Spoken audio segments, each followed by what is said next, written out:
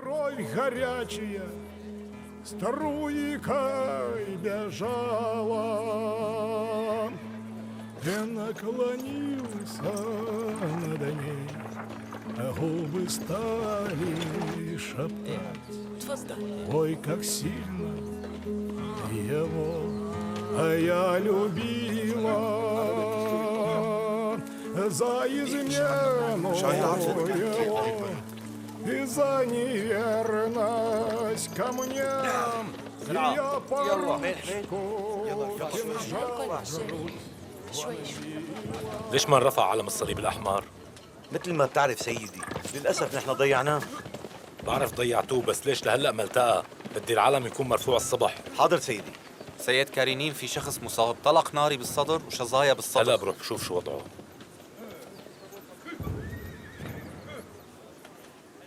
عنا اضربي الطابة.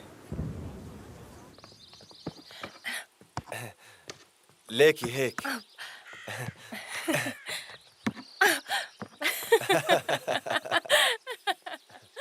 على فكرة أنت كتير عم تتساهل معي، العاب مثل ما بتلعب بالعادة. حرام عليكي. عن جد أنا عم بعمل جهدي، بس ما عم تزبط معي. لازم تحاول.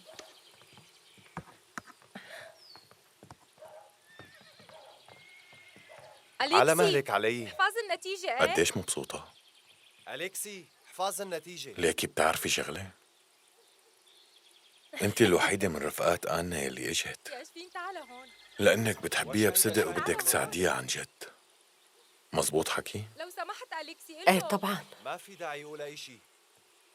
ما حدا بيفهم وبيعرف صعوبة موقف آنا الحقيقي أكتر مني، وهالشي معقد كتير. أنا اللي حطيتها بهالموقف لهيك بفهمه كتير منيح. يا شفين ضرب الطابة يلا. انت عم تبالغ كتير بسبب شعورك الزايد ما بالمسؤولية، عم بلعب منيح. وطبعا موقفها الاجتماعي.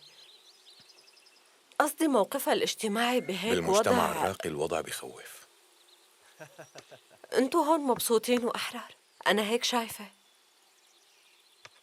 ليك أنا قديشها مبسوطة، ليكا مبسوطة كتير.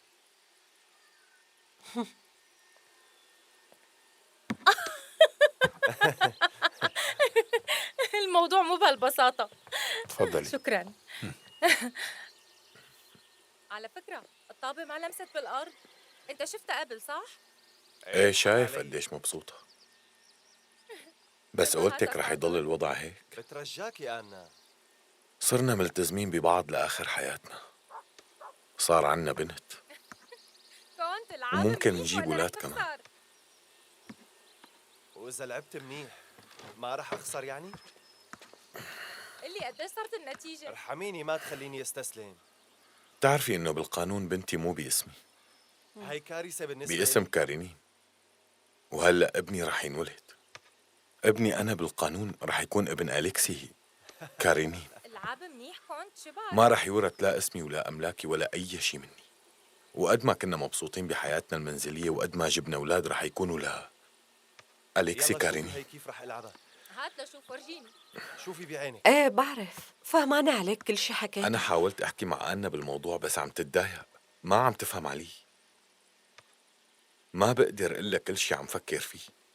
إيه أنا كتير مبسوط بحبها إلي خسرت نقطة كمان. أنا عم أشتغل هون وكتير مبسوط بشغلي ومرتاح، وسعادتنا مو لازمها شي أكتر من هيك. خجلتيني. ايه فهمانة عليك، فرصة أعوض هالنتيجة اللي بتخجل. طيب العاب بس شو فيها تعمل أنا؟ حتى إذا بدنا نطلب من القيصر يمنحنا الشرعية رح يلزمنا أكيد الطلاق، خسرتك بسهولة. ما عم تلعب وهالشي منيح. واقف على آنا. كارينين وافق على الطلاق وأنا متأكد إنه ما رح يرفض هالخطوة بنوب. كان بدي ابعت له رسالة.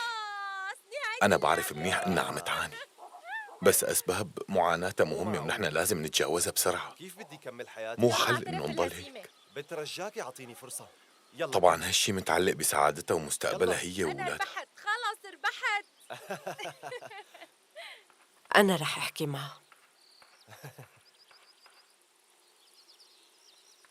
ليش هي ما بتفكر بهالموضوع؟ أكيد رح أحكي معه وأقنعها. رح أعمل هالشي أنا خسرت. كرمالها. شكراً ساعدني على فكرة لافرينتي. خسرت وبنتيجة بتخجل وعم تتهرب مين هلا. بيقدر ينكر هالشي أنا؟ ما حدا بيقدر عليكي، المرة الجاية رح يكون دوري. خلصت اللعبة. أه؟ في معنا ساعتين للعشاء، خلونا نتمشى شوي. فينا نروح نتمشى بالحديقة شوي وفينا نطالع القارب كمان. انت شو رأيك؟ أنا كارينينا، أكيد أنا موافق على كل شي بدك إياه. تفضلي. شكراً. أنا برأيي خلونا نتمشى أول شي وبعدين منقرر بخصوص القارب، شو رأيكم؟ هذا هو الحكي خذ الصح. هاد لك. يلا امشوا. أنا استنيني. تفضلي. شكرا. أليكس كتير مبسوط بزيارتك. عن جد حابب وجودك كتير. عن شو كنتوا عم تحكوا؟ بعرف عن شو كنتوا عم تحكوا. بدي حاكيكي بموضوع لازم نحكي، بلكي بيتغير وبتحسن وضعك، وبتمنى ما تتضايقي من الموضوع وما تتحسسي، بس ما بصير تضلي هيك عنا. قصدك موضوع الطلاق؟ بتعرفي رأيي بهالموضوع، بس لازم تفكري. يعني لازم تتزوجي لترتاحي. تعرفي؟ المرة الوحيدة اللي تواصلت معي بسان بطرسبورغ هي بيتسيتفيرسكايا. أنتِ بتعرفيها. بصراحة هي مرة ما منيحة أبداً، ضحكت على زوجها بطريقة كتير حقيرة. بس هي قالت لي إنه ما عندها مشكلة تتواصل معي وأنا بهذا الوضع، وضعي الغير مناسب. يعني ما عم قارنك فيها، أنا بعرف كيف بتفكري منيح حبيبتي. بس هلأ تذكرت هالقصة. أه.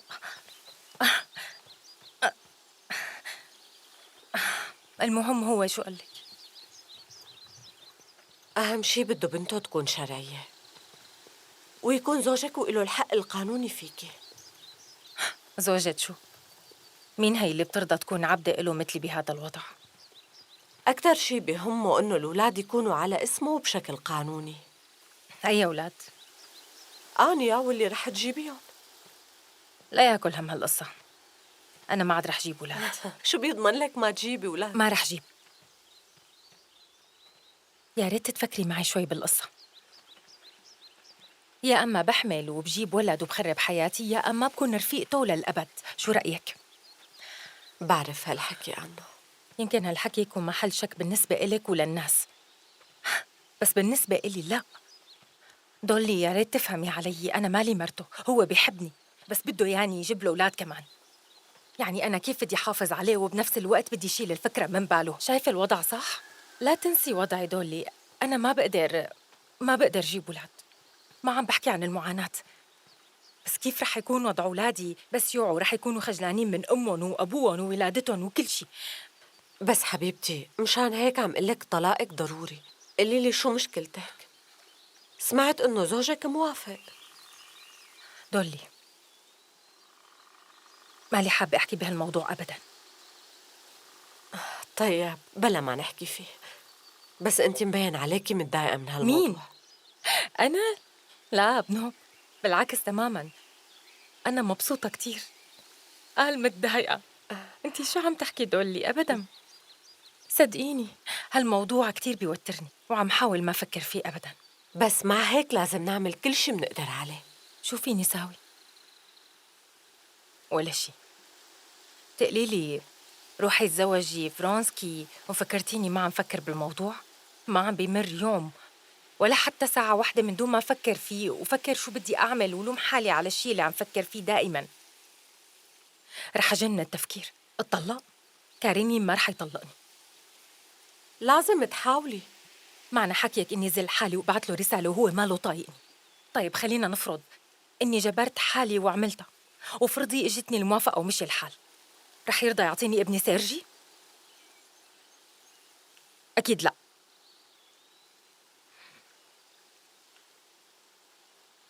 كمان رح يكبر وهو عم يحتقرني، رح ينبذني هو وأبوه، رح يحتقروني اثنيناتهم كل العمر. بتعرفي إني بحبهم اثنيناتهم قد بعض، بحبهم أكتر من حالي. كارينين وفرونسكي هن الوحيدين اللي بحبهم من بين كل العالم، بس الفكرة الواحد فيهم بيلغي التاني. ما بقدر أملك الاثنين مع بعض. بعرف إنه هالشي مستحيل وبعمره ما رح يتحقق، بس مو فارقة معي، ما عاد يهمني شي. طيب شو رح تعملي أنا؟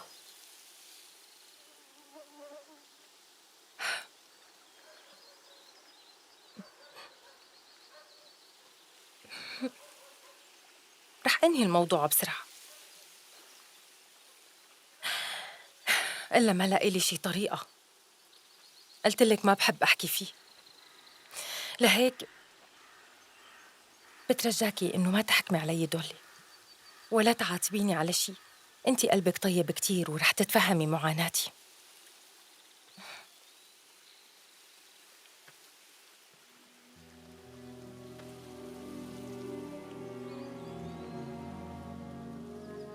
طيب ليش بدك تروحي هلأ؟ خليكي كمان عنا شوي. يا ريت لو بقدر، رح أرجع زورك بشوفك عن قريب. ديري بالك على حالك وانبسطي على طول. بتعرفي إنه ما في حدا غيرك بقدر أحكي له الحكي اللي حكيت لك إياه وطلع كل المشاعر اللي جواتي. بس حسيت إنه هالمشاعر عم تأذيكي. هذا أريح شي بالنسبة إلي دولي.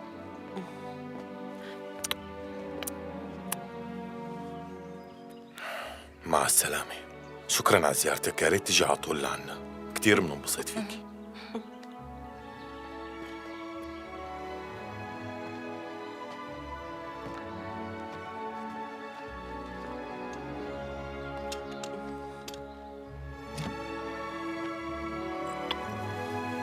باي.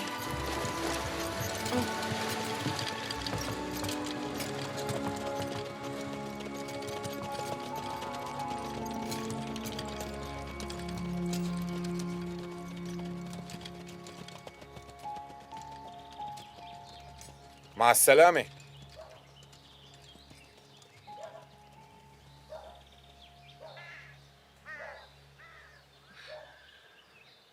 عطي الحقوق اللي بتتمتع فيها مؤسساتنا المحلية لأي شعب أوروبي تاني. مثلاً الألمان أو الإنجليز كانوا رح يوصفوا هالحقوق بسعيهم للحرية، بينما نحن بنضحك عليها. هذا الشيء بنتميز فيه نحن الروس. يمكن نقطة قوتنا إنه بنقدر نشوف عيوبنا، بس مع هيك منضل نساويها وبدون تفكير. لهيك منضل أخذين كل شيء بمسخرة ومفارقة معنا. بشكل عام في آراء مختلفة بهذا الموضوع. آراء من أي نوع؟ آراء الأتراك مثلاً. أنا يلي سمعته من الناس عم يقولوا إنهم مانن بحاجة لمجالس ولا لقضاة محليين، ولهيك ما بدهم يشاركوا. هي اللامبالاة الروسية. ما بنستوعب الالتزامات يلي بتفرضها علينا حقوقنا. أما أنا على العكس تماماً، بحس بالشرف للي عطوني إياه. تعينت قاضي صلح بفضل نيكولاس إيفانوفيتش. ما بعرف شو بدي أقول لك. خايف إني يكون عم أستغل قلبك الطيب وكون عم أفرض عليك عبء غير مرغوب منك أبداً. لا، بالنسبة إلي نروح على الاجتماع لناقش قضية إنسان وحصان مهمة إلي مثل أي شيء مهم تاني بعمله بالحياة. رح يكون شرف إلي إنه يتم اختياري كعضو بالمجلس. بهالطريقة بقدر أثبت أهليتي للمزايا المستفيد منها كوني مالك أرض. يعني فينا نعتمد عليك يا كونت بالنسبة للاجتماع، بس لازم تروح اليوم وتكون هنيك الساعة 8. بصراحة أنا قلقانة إنه بالفترة الأخيرة صار عنا التزامات عامة كتير.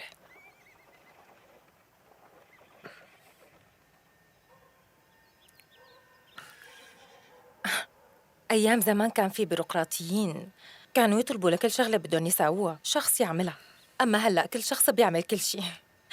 ليكي أنا أنت ما عم تفهمي الكونت إنه ما صار له شهر هون تقريباً، صح؟ وصار عضو ب5 أو 6 هيئات عامة. الوصاية، قاضي الصلح، شيء له علاقة بالخيول، عضو بالمجلس. أسلوب الحياة هاد رح ياخد كل وقته. أنت عم تبالغي يا مدام أنا. وحضرتك هلأ عضو بكم هيئة؟ أكثر من 20؟ ما بظن أكثر من هيك، صح؟ أنا يا ريت تكوني عم تقدري. لا لو سمحت بدي أحكي.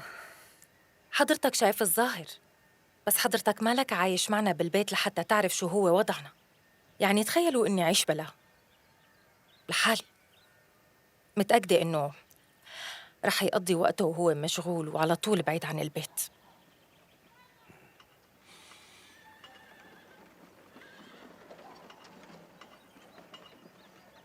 بدي استأذن منكم، اعذروني.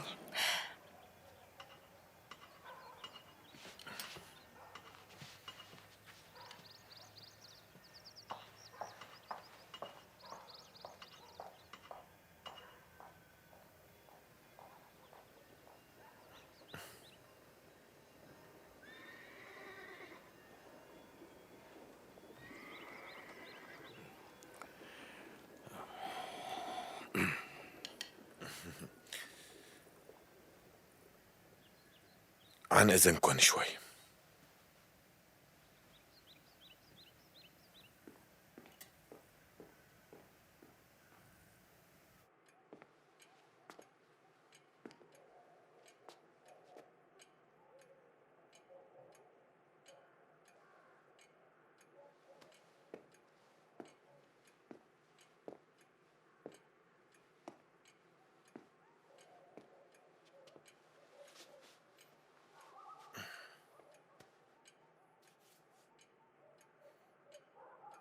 أليكسي، ممكن تقلي ليش صاير بارد تجاهي؟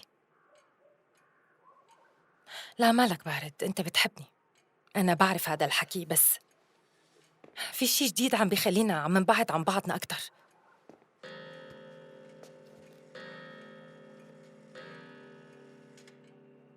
اعذريني بس ما عم بفهمك.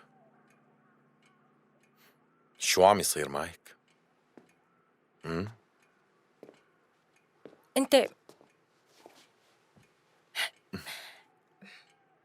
أنت بدك تثبت لي إنه حبك. أنت بدك تثبت لي إنه حبك إلي ما بيتعارض مع حريتك، صح؟ طيب معناتها ليش لحتى تثبت لي هالشي؟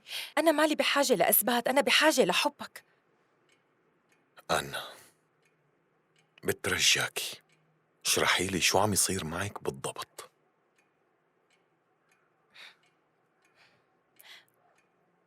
هاي النظرة الباردة والقاسية يلي صايرة بعيونك، كان بدك تهيني وبالفعل أهنتني من جواتي. شو عم تقولي انتي؟ أي تطليعة أنا؟ شو قصدك؟ معلش تشرحي لي أكتر؟ الطريقة اللي طلعت فيها لحتى تورجيني إنك حر، وأنا حسيت بالإهانة. دائما بتطلع فيني هيك لحتى أفهم إنه هذا حقك، لحتى تروح أنت ما بدك ولوين ما بدك وتتركني قاعدة لحالي هون. أنت عندك كل الحقوق بينما أنا ما عندي ولا شيء. أنا حبيبتي، انتي فهمتيني غلط. بلا، هاي النظرة بيّنت لي إنه مشاعرك عم تبرد تجاهي. أنا ما فيني، أنت بتعرف منيح إنه ما فيني غير مشاعري تجاهك، وأنت مطمن لهيك عم تتصرف في اللامبالاة.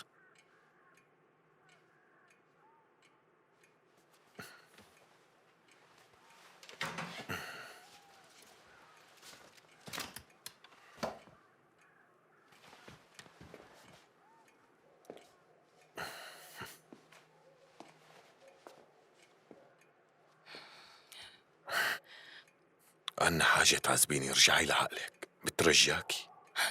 كيف بدك يعني أرجع لعقلي؟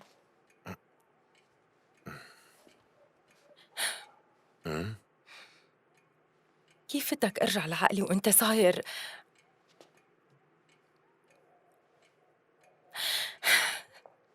عم تجنني؟ قلي مليت مني؟ قلي شو أعمل طيب؟ حاسس إني منقص عليكي. صدقيني أنا مستعد أعطيكي كل حياتي مقابل تعيشي سعيدة. صدقيني هي الحقيقة. خلص مصدقتك. أنا مبسوطة أنك بترجع لي دائما لو شو ما صار بيناتنا، وحتى لو كنت تعبان مني بتضل عم ترجع لي. لما بتكون معي ما فيك تبطل تحبني بنوب، لأنه أنا ما رح أسمح لك.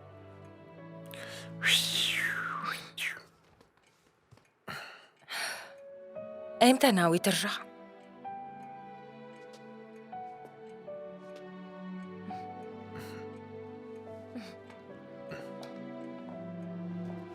لحتى تحسي بالملل. أوعك تعملها. إجاني صندوق كتب امبارح، لهيك أكيد ما رح مل.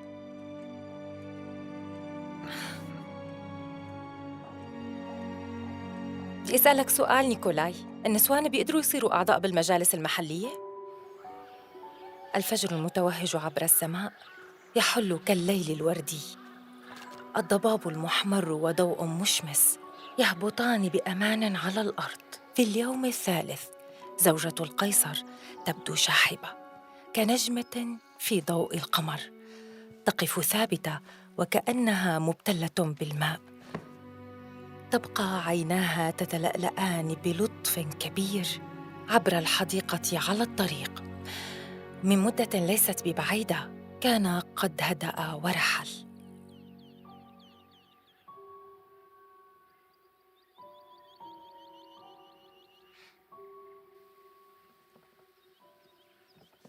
أنوشكا، قولي لي ما رجع الكونت لهلا؟ لا لسه لهلأ ما رجع الكونت مدام.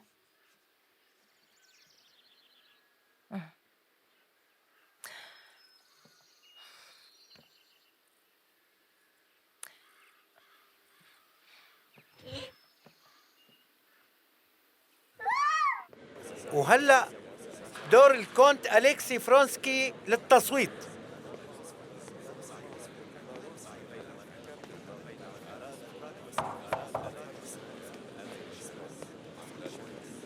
ومستشار الدولة يفيجيني فيودوروفيتش زابولوتني. والآن يصوت مستشار البلاط بيوتر بيتروفيتش بول. وهلأ المفتش الجامعي بيوتر سيرجيفيتش زيمسكوف. أنا شايف إنه الفكرة أثرت فيك معي. الانتخاب والتصويت الشغلة مثل السباق بيتراهن عليها. ايه شغلة حلوة كتير.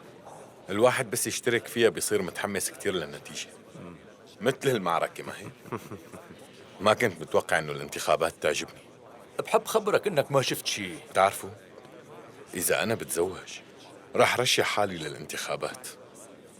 مثل لما بتشوف فارس فاز بسباق الخيل بتصير متحمس للسباق. بالنسبة إلي يا جماعة أنا محتار شوي، ماني فهمان شو المغزى من هالشي كله. شو في شيء نفهم منها؟ ما في مغزى منها أبدا. هي مؤسسة الواضح إنها فاسدة، بتشتغل بس بقوة الكسل. شو جابك إذا هيك؟ بحكم العادة بس. بس ما عرفتنا بحضرتك. أنا مالك أرض، مقيم دائما بالريف، يعني مالي بشغلة السياسة كلها. هلا أنت كيف عايش بالريف ومانك قاضي صلح بس لابس بدلة القاضي؟ فيك تفهمنا؟ هذا لأني بعتبر محاكم الصلح مؤسسة سخيفة وما إلها طعمة بالمرة.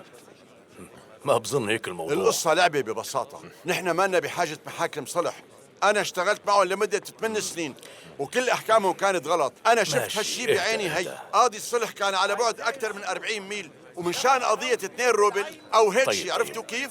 كان لازم ابعت محامي كلفني 15 طيب روبل. اهدى شوي، خلص فهمنا عليك. لا لا لا, لا, لا لازم تسمعني، أنت لازم تسمعني. كان في زلمة سرق طحين من الطحان، ولما الطحان خبره بالموضوع هو شو عمل؟ لا أنت بس فكر بالموضوع. الزلمة رفع دعوة ضد الطحان، بتروح المحكمة بتقاضي الطحان. يا جماعة خلوني احكي، اسمعوني شوي. فيليروف ممنوع من الانتخابات، حدا يفهمني شو صاير بالدنيا؟ روحوا نادوا للحراس. لحظة ما فيك تعمل هيك، لحظة ما حدا يقاطعني. الواضح ما في تمرين هالشي. خليك تحكي اللي بدك اياه. حتى نصوت، خلي الموضوع بالتصويت، لازم نصوت. مين هاد فاليروف؟ فاليروف؟ سمعت انه كان خاضع لمحاكمة من سنة قبل ما يترشح. يلا يا جماعة تفضلوا، صار وقت الغدا جاهز. يلا اهدوا شوي يا جماعة، اهدوا. هذا مظهر ما حضاري ابدا يا جماعة، هذا التصرف ما بيصير. اهدوا شوي، اهدوا. خلصنا بقى. يا حضرات، ما فيني خبركن قديش أنا مبسوط بنتيجة الانتخابات اليوم، وحابب هني السيد نيكولاي إيفانوفيتش بإعادة انتخابه رئيس للمقاطعة عن جديد. يا حضرات، خلونا نحيي أحسن رئيس مقاطعة بروسيا. شكراً كتير، خجلتوني. أنا كتير تأثرت بهذا الحكي ورفع من معنوياتي أكتر. حابب هلأ نشرب مع بعضنا نخبر الرجل اللي بدون مساعدته ما كان ممكن أحصل على هيك نتيجة. صحة الكونت أليكسي فرونسكي. صحته.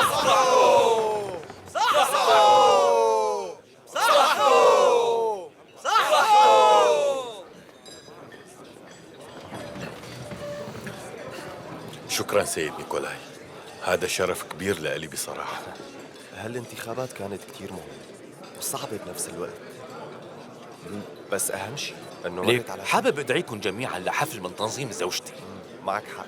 نتشرف، بس هالحفلات ما بتناسبني. بصراحة يا أليكسي، زوجتي حابة تقابلك من زمان كتير وقالت لي ممنوع إنه يرفض. طيب ماشي، رح أجي.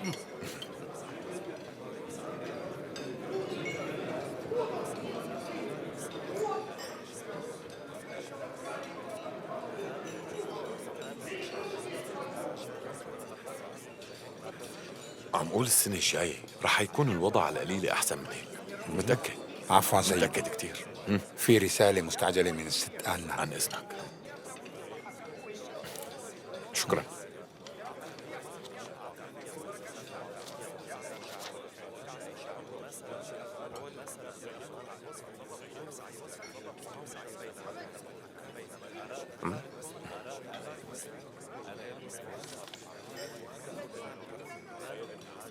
خير شو في؟ الظاهر الأخبار مو منيحة. هاي من أنا كاتبة إنه بنتنا مريضة كتير وعم تفكر تجي لعندي.